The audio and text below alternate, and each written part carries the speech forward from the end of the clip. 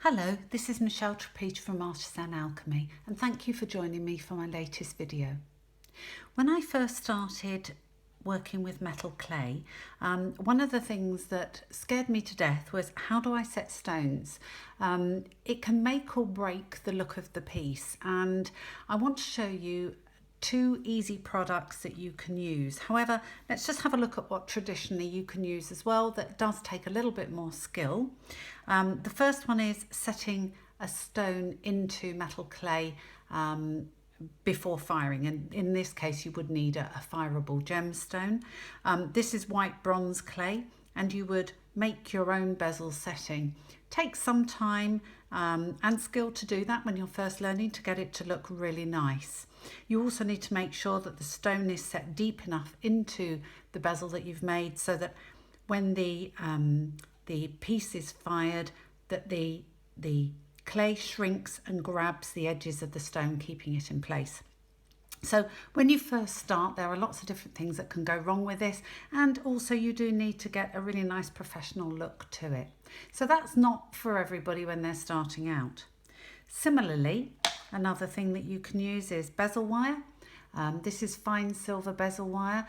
Absolutely perfect if you've got a stone that you can't fire in place or is an uneven shape. You would cut a length that you need, you would then solder it or fuse it closed. You would then sink that without the gemstone into the clay and then fire it, and then afterwards you would add your gemstone after firing in place. Things that go wrong are if you haven't closed it properly and the seam is somewhere there. Actually, I've just filed it down so you probably can't see it, but things that can go wrong is they can spring open during firing.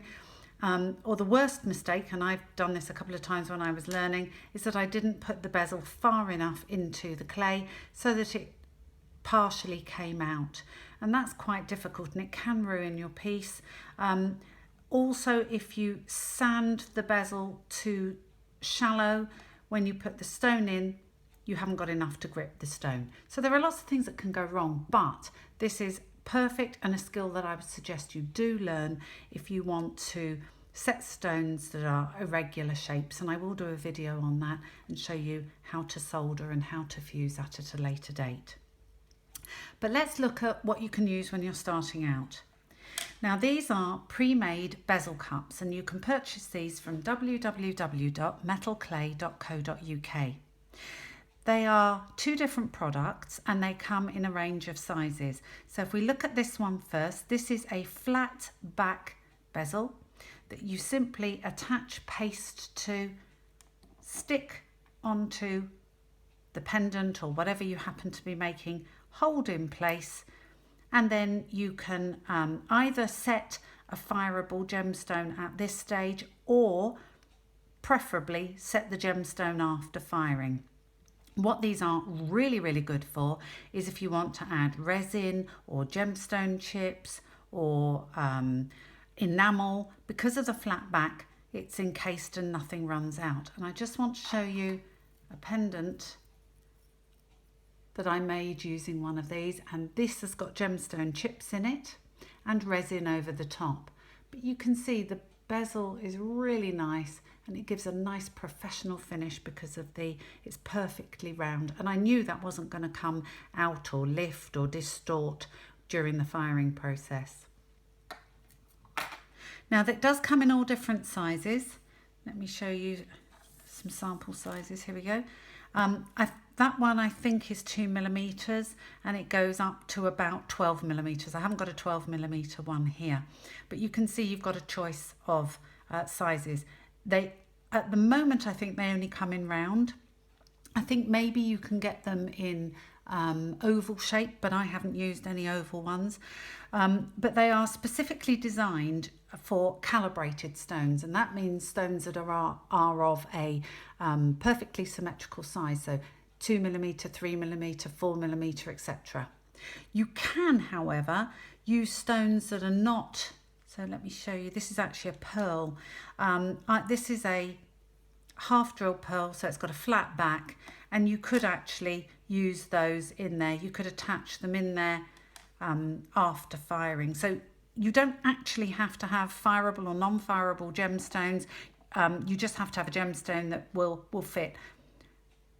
What I would say is I would always set the stones after firing, because you're never quite sure what stones are fireable or not, and you don't want to ruin your piece by finding it's not fireable after you get it out the kiln.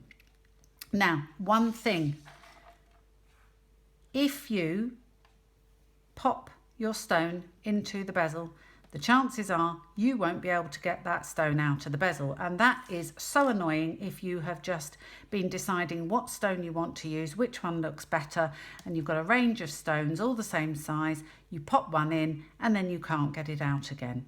Unfortunately, that happens quite a lot if it's a nice tight fit.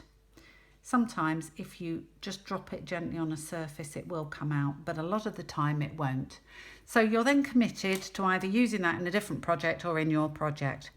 So to avoid that happening, if we get a bezel that's the same size as this stone here, you just get some household cotton or dental floss, and when you're testing your stones to see whether they fit or not and what they look like, you lay your thread across the bezel, and then you pick your stone up and push it into the bezel. Now you can see I've got the cotton that's sitting underneath the stone, but it's on either side. To get that stone out, to lift it out, I simply just pick up the thread and it releases the stone. And I could try this bezel with as many different stones as I wanted. Even when it's fired, you can still do that. So please don't forget to do that. I have forgotten so many times I can't tell you. So that's that stone. And that's how you would use cabochons, or if you wanted something flat backed. But what if you have a stone that has a pointed coulee at the bottom, like a traditional diamond shape? Having a flat back bezel is no good for that. So Metal Clay sell these. These are ingenious. And they come in packs. Let me show you here. Oh, don't know if you can see them. There we are. They come in packs of 6 pieces and they range from 3 to 8 millimeters. Now the difference here is that if I flip it over, you can see it's got tabs on the bottom, and instead of adding paste and adhering it to your piece that way, you use those tabs as anchor points. So you literally press that down into the clay. Ooh, there we are. Press that down into the clay.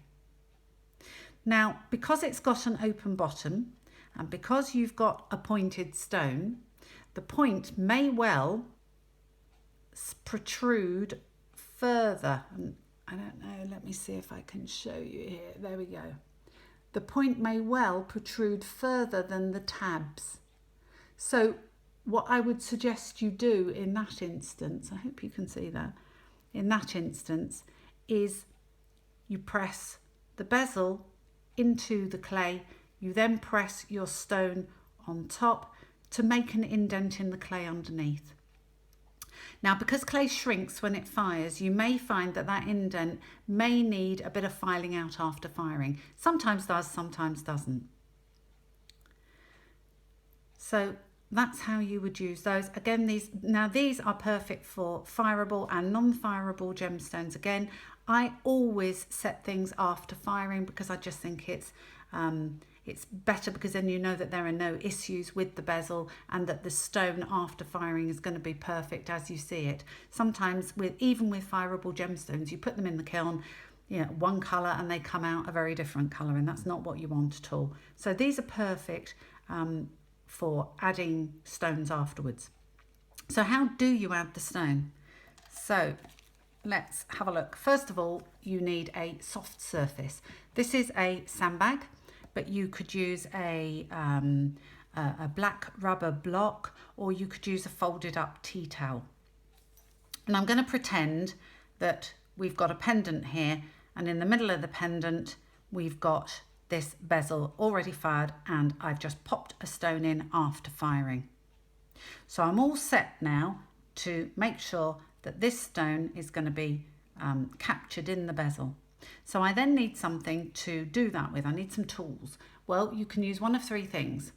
Here I've got a bezel pusher, which you can buy again from metalclay.co.uk.